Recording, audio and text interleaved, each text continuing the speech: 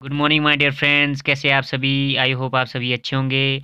दोस्तों, आज का जो विषय है भारतीय संविधान एवं संविधान से जुड़े महत्वपूर्ण प्रश्न, तो आपके लिए ये इम्पोर्टेंट रहने वाला है।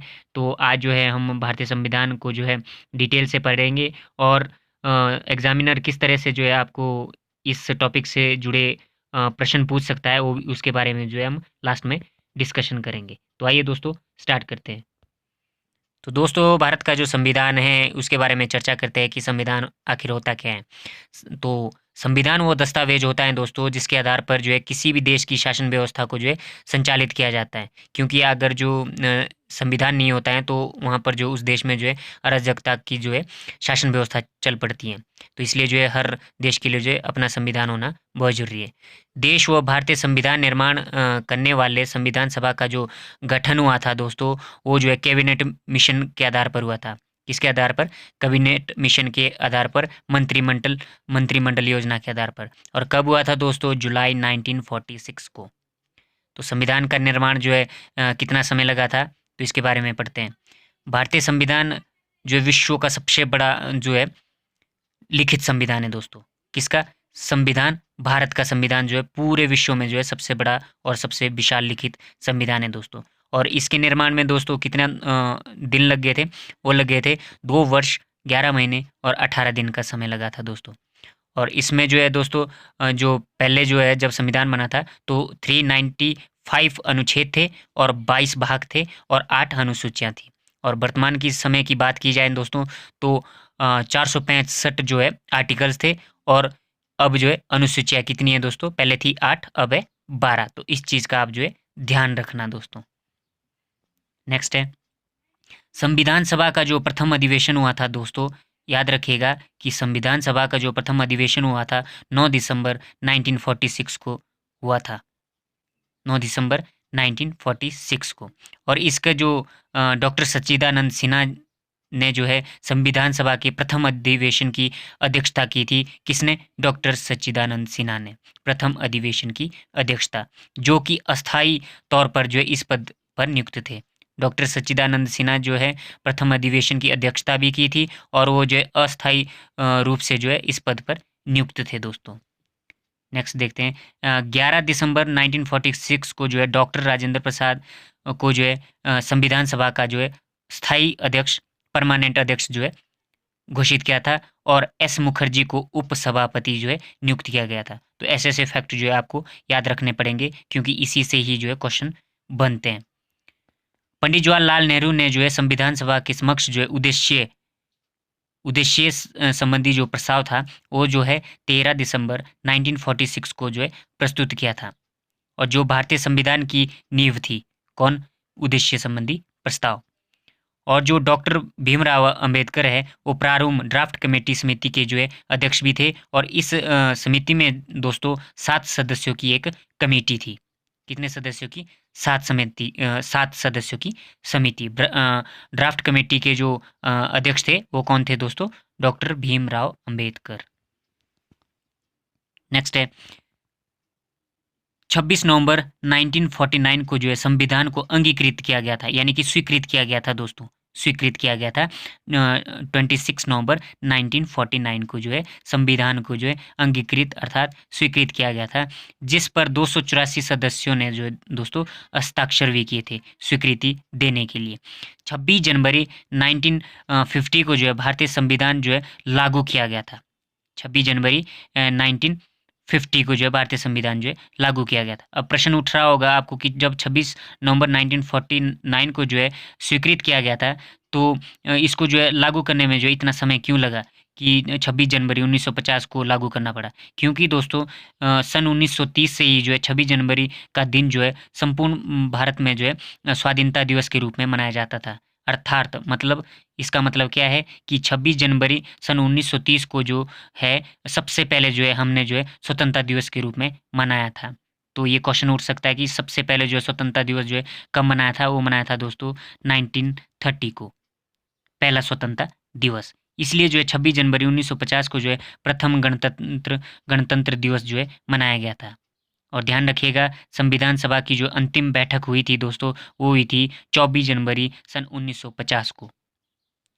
और जो है दोस्तों इसी दिन जो है संविधान सभा द्वारा जो है डॉक्टर राजेंद्र प्रसाद को भी जो है भारत का प्रथम राष्ट्रपति जो है चुना गया था दोस्तों। आइए नेक्स्ट देखते हैं। इम्पोर्टेंट फैक्ट के बारे में भी पढ़ते हैं दोस्तों। जो संवैधानिक सलाहकार थे उस वक्त संविधान के, वो थे दोस्तों बी एन राव। कौन थे संवैधानिक सलाहकार? वो थे बी एन राव। 42वें संविधान संशोधन जो है 1976 द्वारा जो है प्रस्तावना में जो है दोस्तों पंथ निरपेक्षता, समाजवादी, अखंडता जैसे शब्द जो है जोड़े गए थे। कब? 42वें संविधान संशोधन द्वारा 1976 में जो है ये पंथ निरपेक्षता, समाजवादी, अखंडता जैसे शब्द जो है जोड़े गए थे। और संविधान की प्रस्तावना को दोस्तों संविधान की कुंजी भी कहा जाता है। किसे? संविधान की प्रस्तावना को क्या कहा जाता है? संविधान की कुंजी कहा जाता है। और दोस्तों 24 जनवरी 1950 को जो है प्रथम बारी जो है राष्ट्रीय गान गाया गया था। अब जो है आप कमेंट बॉक्स में बताएंगे कि राष्ट्रीय गीत जो है कब गाया गया था प्रथम बारी। आइए महत्वपूर्ण प्रश्न के बारे में चर्चा करते हैं जो संविधान से रिलेटेड जो है एग्जामिनर पूछता है। जैसा कि दोस्तों पहला प्रश्न है कि किस योजना के अंतर्गत भारत में संविधान सभा बनाई गई थी? किस योजना के अंतर्गत? तो हमने पढ़ा था कि कैबिनेट मिशन योजना के अंतर्गत जो है भारत संविधान सभा बनाई गई थी, मंत्रिमंडल मिशन योजना के तहत। इसका आंसर ये रहना चाहिए। भारतीय जो संविधान सभा है, संविधान सभा द्वारा भारत के संविधान को कब अंगीकृत किया गया था? अंगीकृत मतलब स्वीकृत किया गया था। तो दोस्तों इसका जो आंसर रहना चाहिए 24 नवंबर 1949 को जो है भारतीय संविधान द्वारा भारत के संविधान को अंगीकृत किया था, अर्थात स्वीकृत किया था। नेक्स्ट है संविधान सभा द्वारा भारत के संविधान को कब लागू किया गया था? तो संविधान सभा द्वारा भारत के संविधान को 26 जनवरी सन 1950 को जो है लागू किया गया था। नेक्स्ट देखते हैं संविधान सभा द्वारा संविधान को बनाने में कितना समय लगा दोस्तों? तो हमने पढ़ा था संविधान सभा द्वारा संविधान को बनाने में 2 वर्ष 11 महीने 18 दिन और 2 घंटे का समय लगा था दोस्तों। और संविधान में कितने अनुच्छेद और भाग और अनुसूचियां हैं? तो हमने पढ़ा था दोस्तों भारतीय संविधान में जो है जो वर्तमान की बात की जाए तो अनुच्छेद जो है 465 है और 12 अनुसूचियां हैं और 22 भाग हैं दोस्तों। वर्तमान की बात कर रहे हैं दोस्तों हम। नेक्स्ट है संविधान सभा का प्रथम अधिवेशन कब हुआ था?